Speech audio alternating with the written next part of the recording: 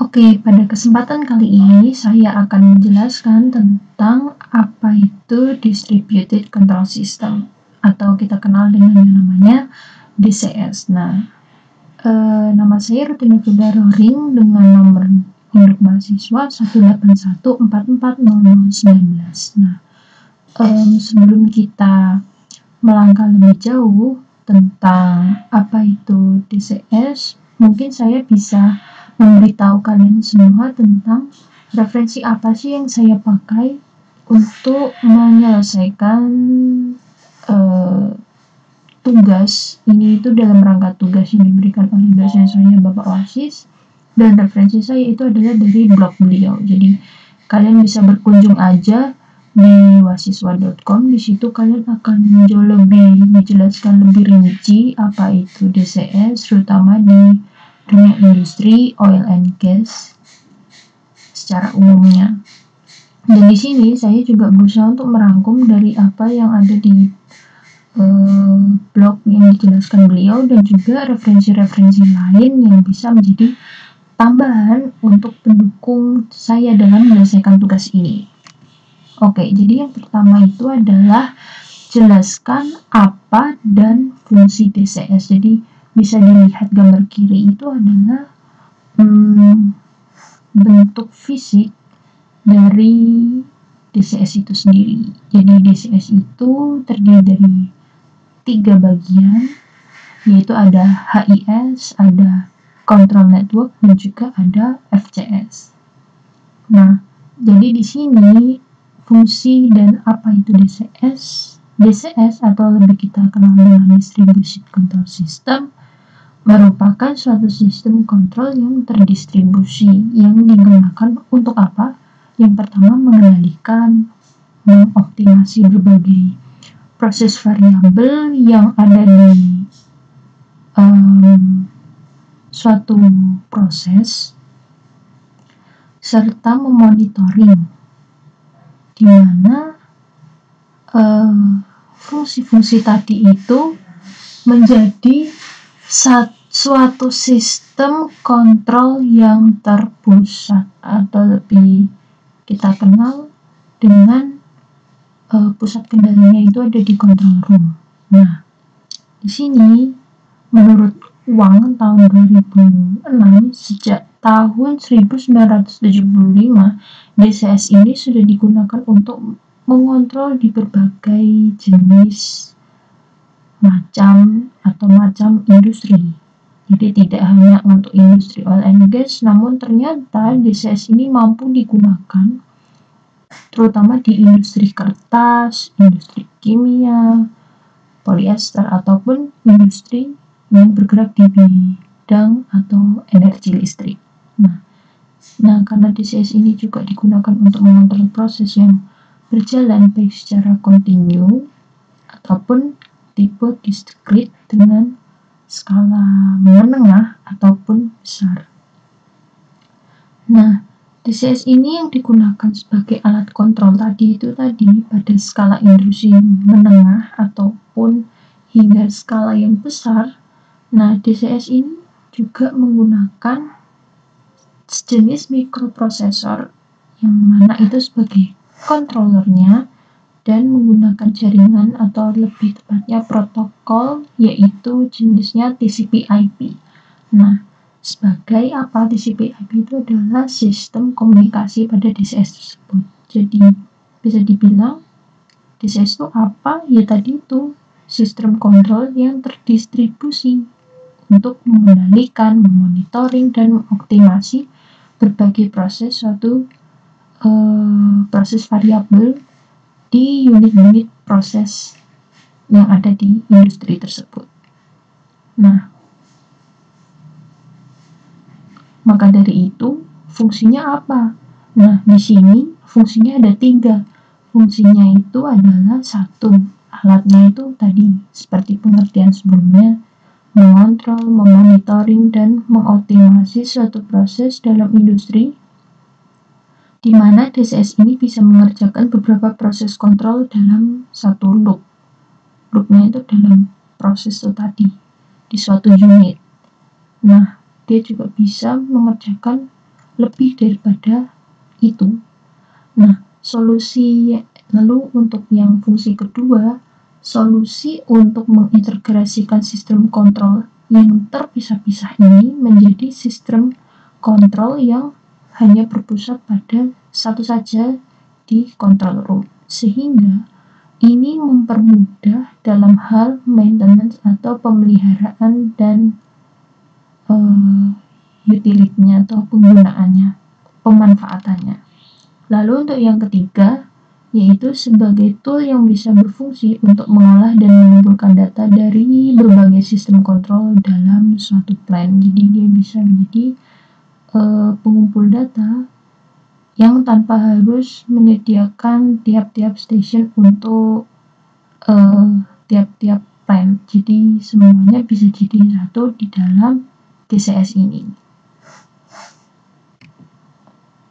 Nah, sehingga kita bisa tahu kelebihan daripada DCS dari sistem kontrol lainnya itu apa. Di sini ada 5. Ya, jadi yang pertama, menjadikan DCS ini itu memiliki kelebihan daripada sistem kontrol lainnya. Jadi DCS ini juga merupakan salah satu sistem kontrol yang digunakan di industri-industri. Ya, jadi ada berbagai macam sistem kontrol dan ini adalah salah satunya DCS. Lalu apa yang menjadikan DCS ini memiliki kelebihan? Yang pertama, semua informasi proses variabel ini bisa kita tampilkan dalam bentuk GUI atau sesuai dengan keinginan user. Lalu yang kedua, sistem komunikasi datanya ini redundant atau ganda ya. Lalu yang ketiga, ada fungsi kontrol yang terdistribusi. Lalu yang keempat, ini tuh sangat mudah atau sangatlah tidak sulit ketika ingin melakukan modifikasi ataupun updating sistem kontrol pada DCS ini. Lalu yang terakhir, yang kelima itu adalah perbaikan dan troubleshooting yang mudah, karena itu tadi cuma wiring di field yang lebih simple jika lo menggunakan komunikasi jenis field bus. Nah, di sini kita tahu tadi bahwa ada yang namanya HIS, ada yang namanya control system, dan yang satunya lagi ada FCS. Nah, itu termasuk bagian-bagian daripada DCS itu tadi. Ada HIS, yaitu Human Interface Station, ada FCS, Field Control Station, lalu ada VNet atau IP-nya tadi, Internet Protocol tadi atau Control Network. Nah, di sini yang kita ingin jelaskan yaitu komponen FCS atau yang lebih di field-nya, control station yang ada di field. Nah, jadi FCS ini itu sering digunakan sebagai control unit untuk mengendalikan variabel-variabel yang dikendalikan pada proses. Jadi control station itu juga dikenal dengan istilah FCS ini tadi.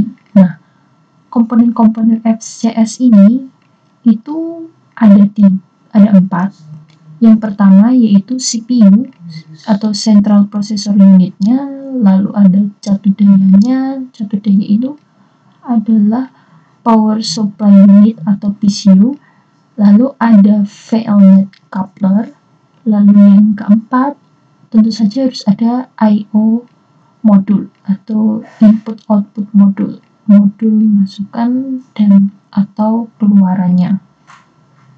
Nah, FCS ini merupakan otak dari DCS itu tadi yang mengeksekusi kontrol dan mengkomputasi kontrol yang ada di lapangan. Nah, jadi ini merupakan gambar secara di dalamnya FCS itu apa saja. Jadi itu tadi ada I/O modul, pasti ada power supply ya, untuk menyokong energi untuk menghidupkan FCS ini. Lalu ada battery unit ini jika terjadi pasokan utamanya power supply utamanya itu terjadi kegagalan, maka bisa di backup dengan baterai. Lalu ada prosesor unitnya, tadi CPU tadi itu, lalu ada power distribution, lalu ada seperti di gambar itu. Nah, jadi sebenarnya kelebihan FCS ini itu adalah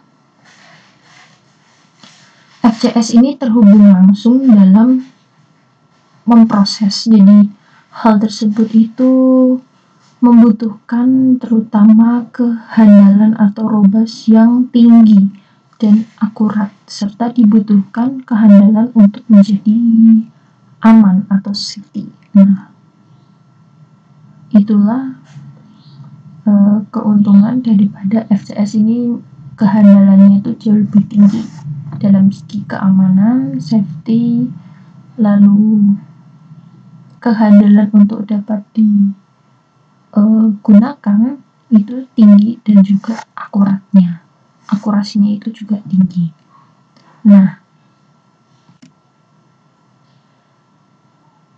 tadi kita tahu, tadi kan ada HIS, ada FCS, ada control system. Nah, jadi HMI itu apa? Nah, sebelumnya kalau kita lihat dari slide sebelumnya, ini tuh termasuk salah satu DCS. Nah, DCS ini memiliki yang namanya arsitektur. Nah, mereka memiliki arsitekturnya. Nah, karena DCS ini merupakan salah satu jenis controller yang lengkap dan bisa disesuaikan dengan kondisi lapangannya. Nah, berikut ini saya jelaskan secara lebih rinci, tidak hanya HMI, tapi sistem utamanya. Jadi bisa dilihat di gambar ini, ada redundancy server, ada HMI main server, ada controller, ada field device, ya berbagai transmitter, control valve, pumps, motor yang terhubung menuju ke controller. Oke, langsung aja. Fungsi HMI atau MMI yang merupakan menjadi salah satu sistem utama pada arsitektur DCS. Jadi fungsinya HMI atau Supervisory Station ini yaitu berfungsi sebagai klien untuk memonitoring dan mengontrol itu tadi, menampilkan informasi proses yang ada di lapangan dalam bentuk GUI tadi. Jadi kalau bisa dilihat di gambar pada slide ini, HMI itu juga termasuk salah satu show atau display yang bisa kita lihat, yang bertujuan untuk menampilkan informasi proses yang sedang berlangsung atau running yang ada di plan tersebut. Jadi HMI itu sejenis kayak show display-nya. Nah, kalau kita mau jelasin tentang arsitektur DCS yang lainnya, tentu saja ada controller. Itu merupakan fungsi utamanya di DCS, ya tentu saja untuk mengontrol atau sebagai controller, mengendalikan proses yang ada di lapangan. Dan tentu saja ada yang nomor 2 itu I/O modul atau input-output modul, yang mana terhubung dengan field instrumennya. Nah, modul input ini itu digunakan untuk mendapatkan daripada nilai transmitter. Kemudian data yang dari transmitter ini itu akan dikirim ke FCU untuk diolah kembali. Kemudian hasilnya akan dikirim ke modul outputnya tadi untuk ditransmisikan ke aktuator sebagai output perintah yang tadi diolah dari modul input yang dari transmitter. Lalu yang ketiga ada terminal unit. Nah, terminal unit ini itu adalah sebagai slot untuk menghubungkan device yang ada di tadi FCS. Jadi FCS itu kan yang di field. Nah, ada terminal unit. Nah, terminal unit ini untuk menghubungkan yang ada berbagai devices untuk dihubungkan ke FCS. Nah, yang terakhir itu adalah engineering station. Nah, engineering station ini itu sama dengan halnya station-station yang lain. Namun yang membedakan hanyalah level authority-nya saja.